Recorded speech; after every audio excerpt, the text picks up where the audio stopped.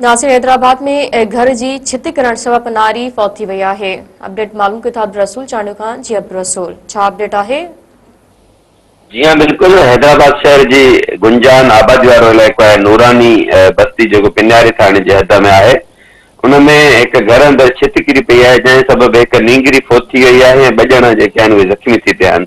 जॾहिं त रेस्क्यू 1112 जी इमदादी कार्रवाइनि खां पोइ मलबे दॿियल जेको लाश आहे उहो पिणु कढियो वियो आहे। जॾहिं त ॿ जेके ज़ख़्मी आहिनि उन्हनि खे सिविल अस्पताल हैदराबाद रेफर कयो वियो आहे। जॾहिं जेका फोती नींगरी आहे उनजी जेका सुञाणप आहे 20 सालनि जी इकरा तौर थी आहे। जॾहिं त ज़ख़्मियुनि में हसन अली जंहिंजी उमिरि 18 साल, मुस्कान जंहिंजी उमिरि 16 साल ॿुधाई थी वञे।